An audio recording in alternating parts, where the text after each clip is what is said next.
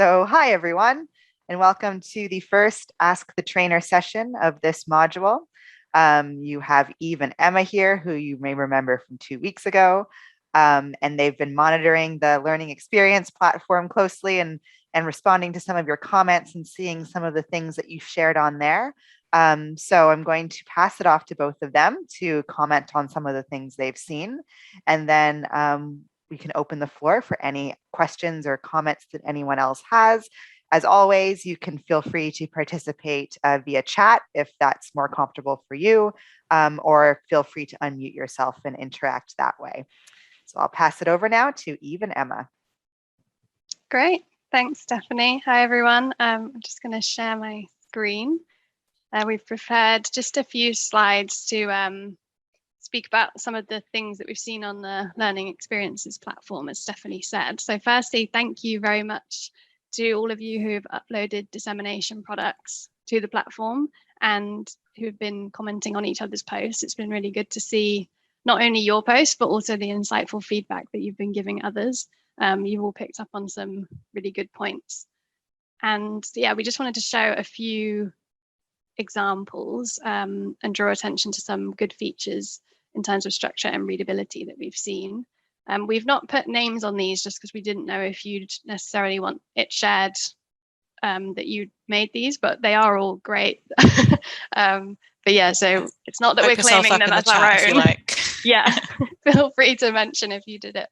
But yeah, so to start with, we wanted to show this tweet, which we thought was a really good tweet. A couple of the reasons why. So to begin with, it's got a question to start with, which we mentioned in the webinar is a really good way in social media posts to kind of engage people as they're scrolling through endlessly. It also includes the key finding of the review we gave you about asthma and yoga. And it also includes the certainty of evidence in there. So you can see, as covered by a previous module, they've used probably. And then they've also mentioned confidence in the results being low, which is quite impressive to fit that in a tweet, because usually you're kind of strapped for characters and it's quite hard to get that level of detail in there. So we just wanted to flag that as being a really good example. Also, the use of hashtags is great. And the way that this has been prepared, I guess, in Twitter and then copied into Word, I'm not sure, but you can really see the blue hashtags and how it stands out.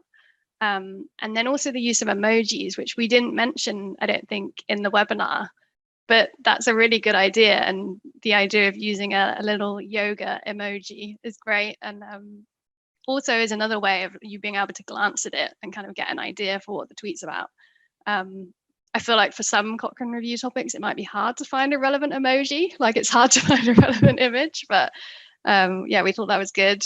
And then also tags the review group, Cochrane Airways. Includes a link to the review, which is an example of layering, and also includes a relevant photo. So that was one. And then here is another tweet that we wanted to highlight.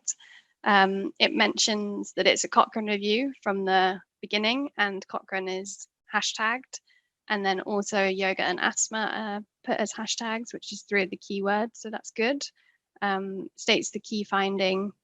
And also, just like the last one included certainty of evidence, I thought this one was good in that the person who made this has managed to include harms in the tweet as well. So to mention that the adverse effects of yoga are still unknown, which is an important thing within Cochrane to be addressing both benefits and harms. So it's impressive to be able to fit that in a tweet as well. And then it's also got a link to find out more. And another thing that we saw in this tweet, which was, I don't think came up in another one, was the inclusion of a survey, which we thought was an interesting way to kind of boost social media reach and interaction on your post, kind of get people engaged with it.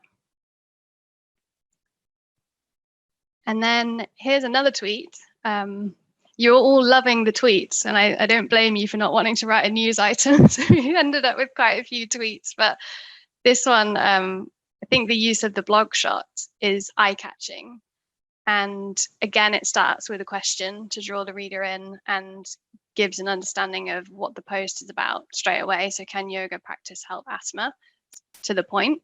The use of hashtags again is helpful. And this person's hashtagged some different words. So they've hashtagged the intervention and the comparator as well, which is potentially useful if you're looking into things like breathing and meditation. It would come up under those hashtags. Tagged a review group, links to the review. Great to also link to a blog about this review, and mentioning Julie's experiences. It gives a kind of personal touch. People might connect with that more. Yeah, and I think generally this tweet is a good example of showing how much you can fit in a tweet. Like when I saw this one on the experiences platform, I thought, is that the right amount of characters? Like it seems like you've got a lot in there, but it is. And it shows kind of adding that blog shot, you can fit so much more information. And then also kind of related to that point about how much information you can fit in a tweet, we wanted to mention something that came up in the breakout room discussions in the webinars a couple of weeks ago. A few of you highlighted, which was really helpful, about tweet threads.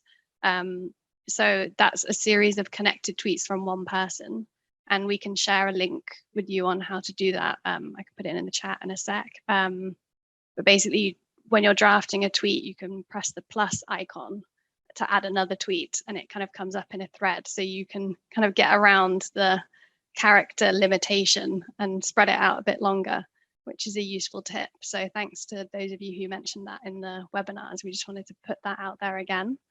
Yeah, so that's some examples that we liked from the Learning Experiences platform. But really, overall, it seemed like you've all really got the gist of this, and we thought all of the examples look really good. So yeah, thanks for taking part in that.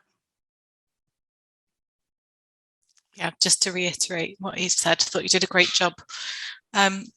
So there weren't that many questions that came up on the Learning Experience platform related to structured readability, and you seem to really get the idea of what we were doing. We did get a couple of questions, which we will talk a little bit about now to start us off, but then I'd also like to encourage you to be writing in the chat or think about putting your hand up to speak if you have any questions beyond this. But the first two that we had kind of prepared to talk about was on hashtags, and on use of images and attribution. So I'll talk a little bit about hashtags and why we use them. And a lot of this information was prepared by Mariah. So thank you, Mariah, who is Cochrane's social media whiz. So this came up because a lot of you did tweets, and someone mentioned that they had a hashtag, but for asthma, not yoga, because it may be of interest to people who do yoga, but who do not have asthma. And then they asked about whether people follow hashtags and get notifications when they're used, etc.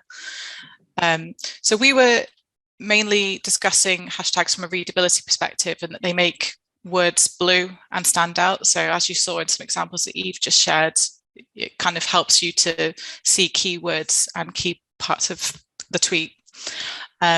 So that's the main thing. People aren't reading every post, they scroll through. So if they're able to see something in bright blue, it might be more likely that they pay attention to it and want to see more. They also help you say more. So they can replace full sentences or shorten words in some cases. So think about hashtag open access. That replaces, in a way, this review as open access. So it helps you to maximize what you're able to say in the characters that you have available. And they also reduce that one space in between those two words as well. They also have an indexing role in the tweets because they're hyperlinked. So if you click on hashtag yoga, for example, you'll end up on all of the tweets that are being done related to that hashtag. So people that are actively interested in that hashtag are more likely to see it as part of all of that. And they also, that has a role in promoting sort of trending topics. So whether things appear on the trending item and kind of rise up to what the algorithm puts at the top level of Twitter. And they help in searches as well. So you can search for keywords and hashtags in Twitter, so it can help your tweets to get up to that level. And then in response to that actual question that was about whether people follow hashtags, you can follow hashtags on Twitter, but that's generally if you use like an outside app like TweetDeck or Bookmarks. But Instagram, for example, which I know many Cochrane groups are using, it's much more common to follow hashtags there. So kind of goes beyond the Twitter. So yeah, people do follow hashtags in some cases, particularly on Instagram. So that's hashtags. Now to talk a little about image attribution and how to attribute them for tweets where you have limited characters. This will be covered in much more detail in the next month of the course, which is going to be about the image checklist and choosing appropriate imagery. But to give you a quick answer now, if you use Unsplash, all photos can be downloaded for free. There's no permissions needed, but it's nice to attribute. So this is much easier in a blog post or a news item, but isn't necessarily needed in a tweet, is that you've got minimal space and it can be a bit cluttered. Cochrane has a licensing agreement with iStock, which is any picture used from that service for Cochrane branded purposes doesn't need attribution. And there's more information on the Choosing Images guide. So yeah, there's two good options for you there where you don't need to worry too much about getting sued by the image producer. But yeah, do refer to the full guide in general. And with that, we would like to open the floor, I think, if you have any questions or follow-ups. Go ahead and feel free to unmute yourself or to write in the chat. Either's good.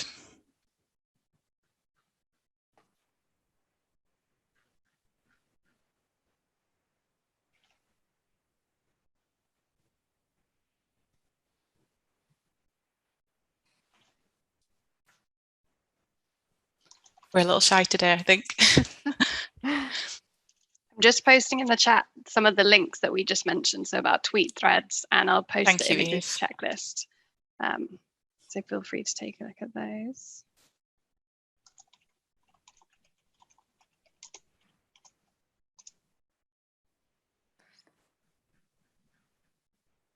Yeah, tweet threads are a really good idea. I can't believe I didn't cover that in the layering section, but yeah, really smart way of having multiple things going on that are linked together.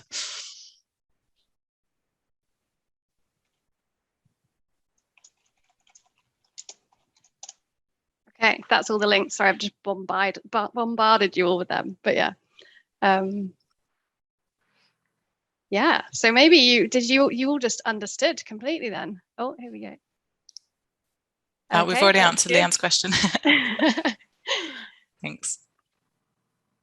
Was this a pretty straightforward module for all of you? I know because we cover such a diversity of topics in Dissemination Essentials, some of them may be more complex or new topics that Cochrane hasn't necessarily provided a lot of resource or help on already. So I'm just curious whether everyone feels like they've got this aspect of dissemination down, or whether there's anything specific related to design or organizing your information that you still outstanding would like to know more about.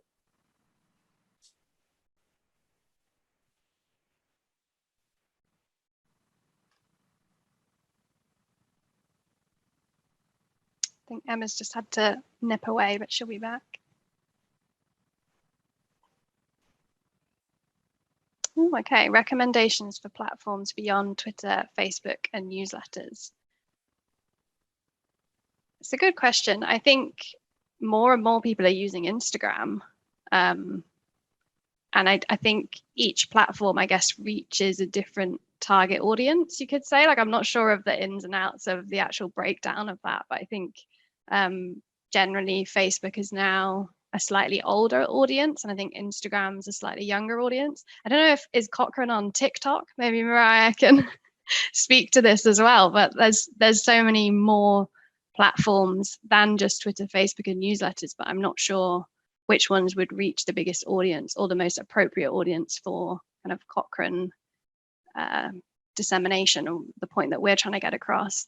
I remember, I think it was the Common Mental Disorders group, Jess was speaking about using YouTube a while ago. I think I was speaking to her about the use of YouTube, which is another platform which could be useful. But yeah, I don't know, Emma, do you have any thoughts on that? Just about other platforms that you could use beyond Twitter, Facebook, and newsletters. So I mentioned Instagram and YouTube, but yeah. I guess it depends on your target audience. Yeah, I'd say it really depends on the target audience, because we talked a lot about policy briefs as well. So then that would depend on the type of review you're doing, and takes quite a lot of work. So I wouldn't say just go and do that for a quick, easy job on a Friday afternoon. I wonder if Mariah, you want to say a little bit more about Instagram, because you've done quite a lot of stuff on there, and TikTok. And TikTok. Yeah.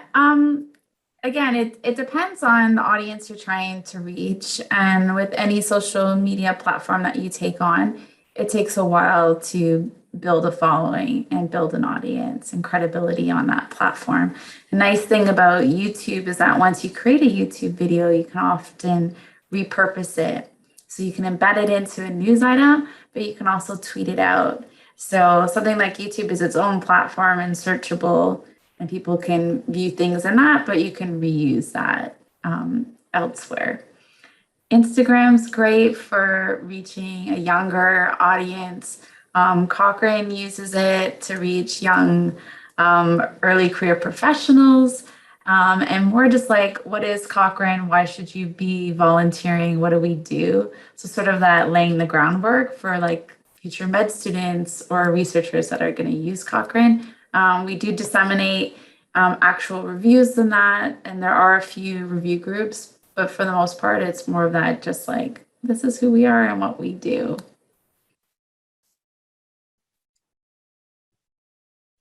Thanks, Maria. We've seen Rachel has posted that it's quite easy to recognize poorly organized and formatted dissemination products, but more challenging to create them yourself when time is limited. And I completely agree. You often read things and you think, you know, it's easy to kind of criticize, and then you have to do it. And it's like, because I think, kind of adding on to what Stephanie was asking earlier about whether you all have found this quite straightforward. I think quite a few of the points that we covered do seem quite like common sense, and it does seem quite straightforward, and then when you're actually doing it, it's sometimes harder to remember all these different elements. And yeah, so I completely agree with your point, Rachel, but yeah, hopefully some of these tips have helped.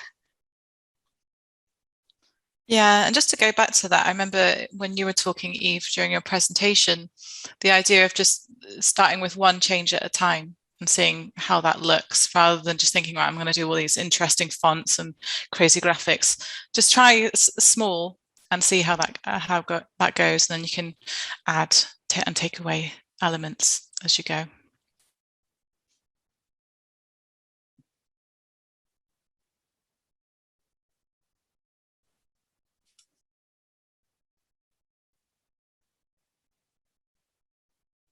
Any other questions? Or I feel like you're all on top of it. You don't need the help, you know. And if any of you still want to create a dissemination product and upload it, we'll definitely still be looking at those as well. So if anyone wants to try a news item or some sort of a different post, then feel free.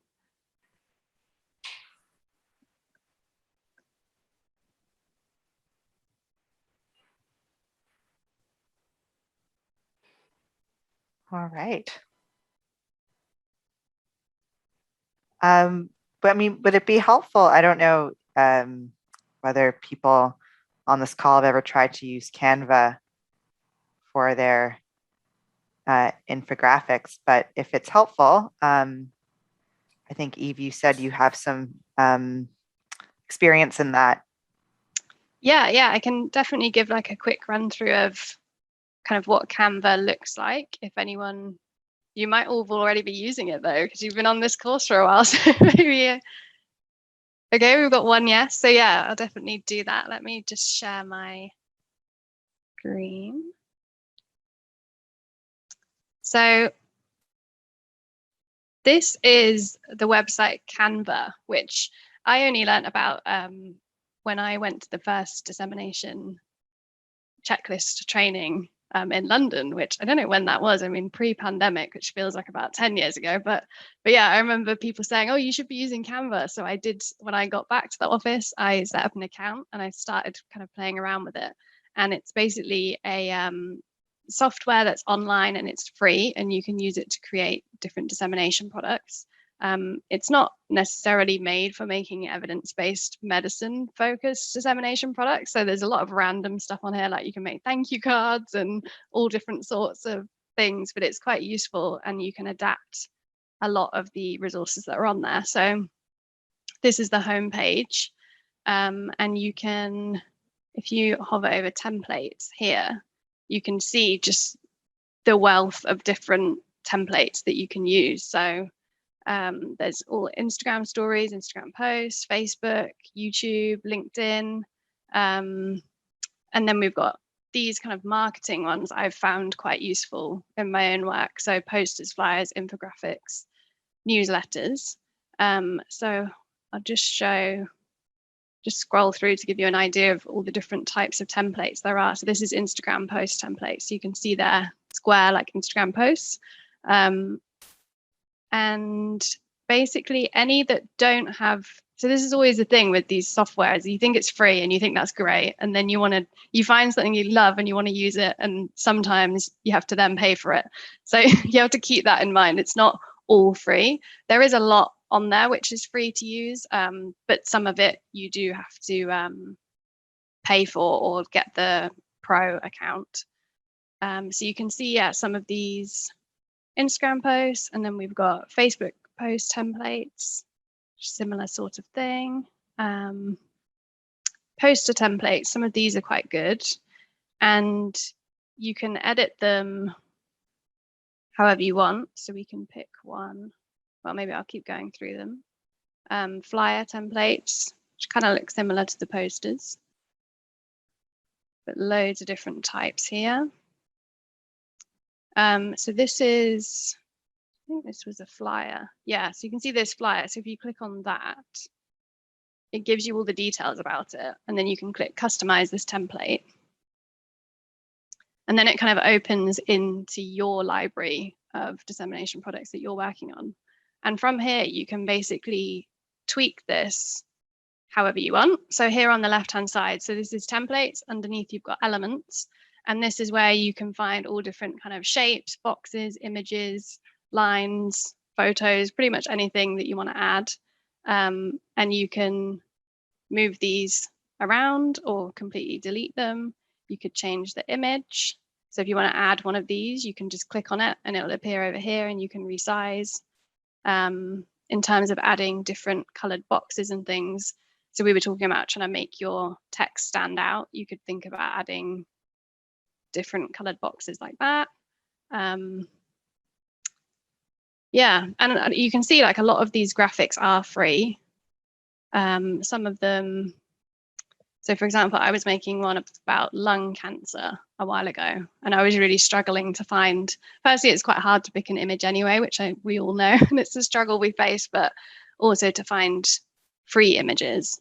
But you can see here, you do get quite a few different options. And yeah, some are photos, some are more kind of animated. Yeah, and then so this was one that I was working on a while ago, which looks a bit like the infographic that I shared in the webinar. And you can just build it up really by adding different boxes. You can make text bullet points like we were saying.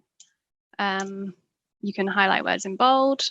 So it's fairly similar to Microsoft Word and other software that you're probably using already. I found it quite intuitive to use. I think once you've found a template that you like as well, you can then just kind of keep using that and changing it up. But I'm sure there's loads that I don't know about Canva. So if anyone else has been using this and has any tips, I think you can also share your templates with others. I'm not sure if that's happening within Cochrane or if Cochrane has a Canva account, but that might be something useful between Cochrane review groups, I thought. I'm not sure if you need the paid version for that. So we've got a question, do you use Cochrane branding colors? If so, is it easy to apply them in Canva?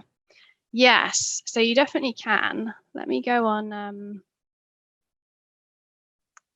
my designs. So for example, on this one,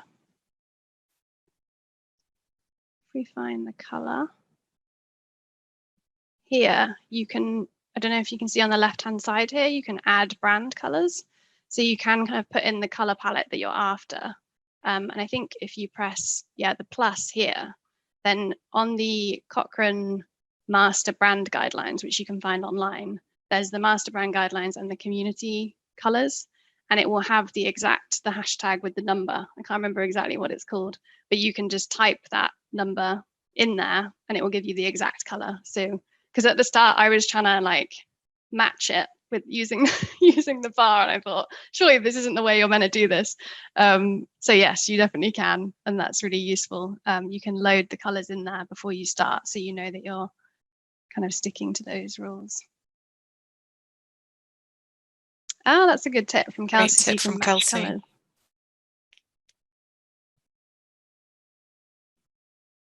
Yeah, so you can match colors from an uploaded image. That's good. Didn't know that. So yeah, I mean, that's a bit of a run through. It's quite quick. I'm not sure if that was helpful, but hopefully it gives you a taste of it if you didn't want to create an account yourself. I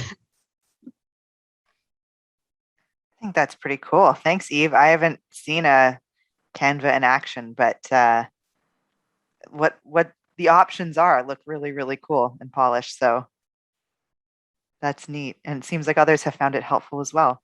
So thank you. It was helpful. Okay. Thanks, Eve. All right. Is there anything else, Eve and Emma, you'd like to share before we log off, for anyone else on the call who has any last questions or comments? No? Nothing further from me. Just thank you all for your participation and the questions. Oh, Amanda has a question, I think. Or a comment. I'm just reading.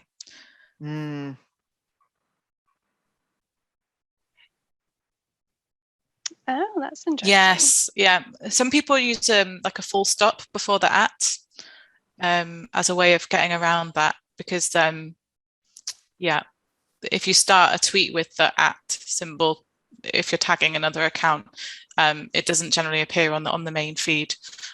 So yeah, you often see people putting a dot or some other form of text next to it, or as you suggested, Amanda, rephrasing it as well can be helpful.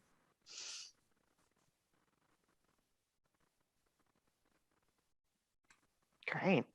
Well, if any of you have any other tips or experiences or suggestions on your journey using social media or doing things that are more design based, feel free to share them on the Learning Experience platform so that we can all learn from each other. But thank you, Eve and Emma, so much for your presentation this month and for giving us all of these helpful resources. I'm hopeful that we can still ask you questions on LXP if we have any about design and organizing information. But it was really great to have you both, and it was great to have everyone else on the call as well. So as per usual, we have a few weeks break, and then we are back for module 5 of Dissemination Essentials.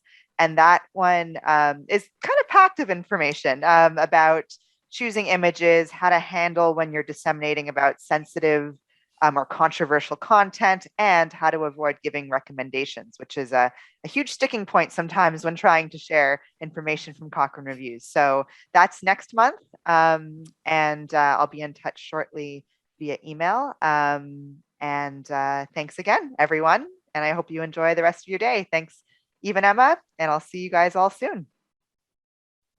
Thanks a lot, everyone. Bye. Bye.